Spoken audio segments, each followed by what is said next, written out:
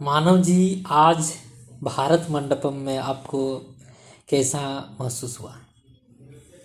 जैसा कि विकसित भारत यंग लीडर डायलॉग के तहत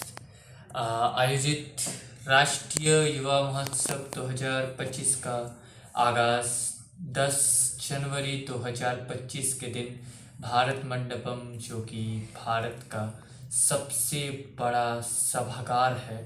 युवाओं के ओत प्रोत से, युवाओं के जोश से, युवाओं के जुनून से और विभिन्न राज्यों के प्रतिभावान युवाओं के ऊर्जा से यह सभागार भारत मंडपम गूंज रहा था। बात करूं तो शुरुआत में भारत सरकार के युवा एवं खेल मंत्रालय की सेक्रेटरी साहिबा महोदया ने सभी युवाओं को संबोधित किया। साथ ही उप सचिव महाशय भी वहाँ उपस्थित थे। इन्होंने 3 दिनों के दौरान चलने वाले विभिन्न कार्यक्रमों के बारे में सभी युवाओं को जानकारी दी और एक बहुत अच्छा समागम हमें भारत मंडपम में देखने को मिला। आज इन कार्यक्रम के तहत कहानी लेखन, कविता पाठन, चित्रकला, विज्ञान प्रदर्शनी, विकसित भारत यंग लीडर डायलॉग के तहत विभिन्न विषयों पर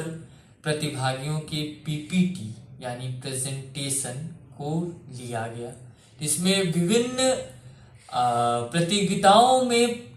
उत्कृष्ट निर्णायकों के द्वारा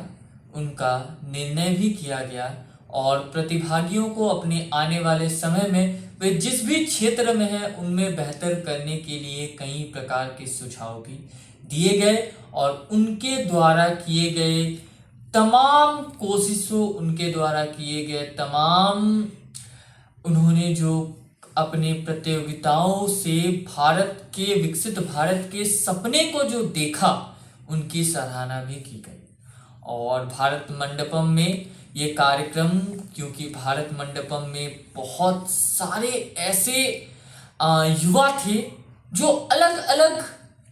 प्रतिभावान, अलग अलग प्रतिभाशील, अपने अपने जगत में श्रेष्ठ थे, तो उनमें से हमें बेहतर युवाओं से रूबरू होने का भी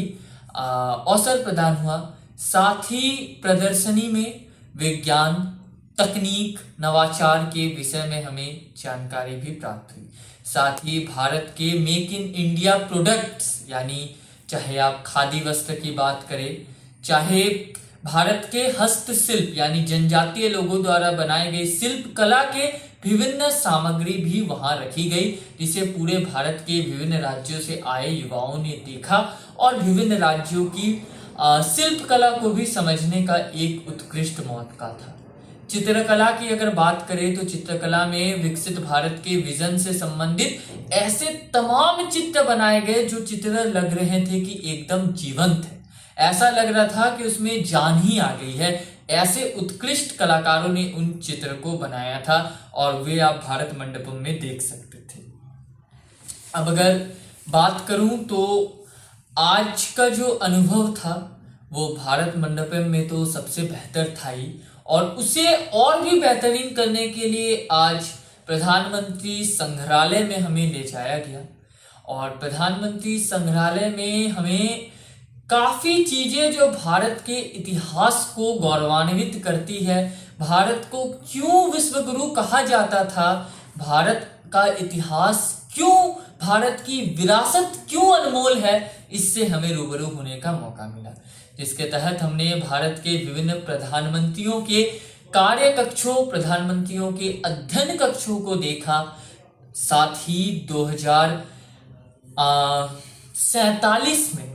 आने वाला भारत कैसा हो सकता है, इससे संबंधित तमाम चित्रों को देखा। 1947 में आजादी से लेकर 2025 तक अब तक के भारत ने क्या क्या सामाजिक, आर्थिक और राजनीतिक क्षेत्र में उपलब्धियां हासिल की हैं, उसको भी हमने देखा। चाहे वो चंद्रयान 3 हो, चाहे वो ओलंपिक में गोल्ड मेडल हो, चाहे वो विज्ञान के क्षेत्र में हो, चाहे वो साहित्य के क्षेत्र में हो, चाहे वो राजनीति के क्षेत्र में हो, चाहे 2021 से आयोजित 75 वर्षों की अमृतकाल की यात्रा हो, चाहे वो G20 में भारत की अध्यक्षता हो, और तो और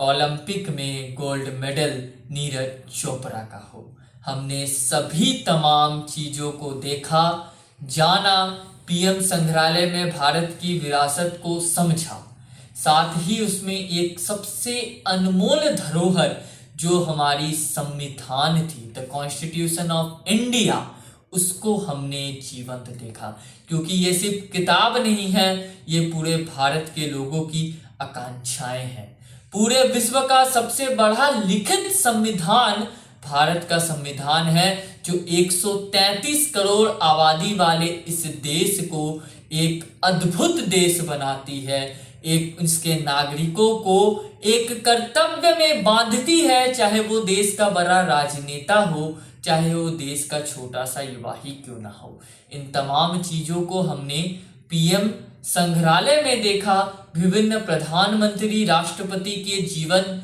शैली को देखा, और ना सिर्फ भारत, उसमें हमने विश्व के अलग अलग प्राचीनतम इमारतों की एक डुप्लिका जिसे बोलते हैं, एक छवि को देखा, जिसमें उज्बेकिस्तान, म्यांमार, चीन, ब्राजील, जापान में उत्कृष्ट विरासत को, उनकी विरासत को गौरवान्वित करने की चीजों को ही देखा। क्योंकि भारत सिर्फ अपनी विरासत पर गर्व नहीं करता, भारत पूरे विश्व को साथ लेकर चलने की बात करता है, और इसीलिए हम वसुधैव कुटुंबकम का संदेश देते हैं, यानी समस्त विश्व एक परिवार है। तो चाहे संग्रहालय, प्रधानमंत्री संग्रहालय भारत का क्यों ना हो, उसमें विश्व की उत्कृष्ट चीजों को भी सराहना ही भारतीयता की पहचान होती है। और इस प्रकार हमारा यह प्रधानमंत्री संग्रहालय का दौरा समाप्त हुआ, और कल फिर हमें देश के नामचीन व्यापारियों, देश के नामचीन एंटरप्रेन्योर जिन्होंने अपने क्षेत्र में बहुत बड़े मुकाम हासिल किए हैं, कुछ भारत के जगमगाते युवा सितारे और कुछ भारत के प्रतिष्ठित मंत्रीगणों से रूबरू होने का मौका मिलेगा। और एक बहुत अच्छा अवसर होगा एक युवा के लिए, जो अपने प्रेरणा स्रोत जिसे देखकर आज वे सीख रहे हैं, उनसे सवाल कर सके, उनसे मिल सके, और शायद अपने उन मन में दबे हुए सपनों को उनके सामने उजागर कर सके, जो उन्होंने विकसित भारत के रूप में देखा है। और यही सब अगर इसी तरह चलता रहा तो ये कार्यक्रम यंग लीडर डायलॉग विकसित भारत 2047 का यह कार्यक्रम अवश्य सफलता की ओर पहुंचेगा। इन्हीं बातों के साथ मैं अपनी वाणी को विराम देता हूं, और सभी उन युवाओं को शुभकामनाएं देता हूं, और उन सभी युवा जो मुझे यहाँ से सुन रहे हैं, उन्हें भी मैं यह आह्वान करता हूं कि आने वाले समय में वे इस राष्ट्रीय युवा महोत्सव में भाग ले और अपने राज्य का, अपने जिला का नाम रोशन करें। धन्यवाद। बहुत बहुत धन्यवाद मानव जी।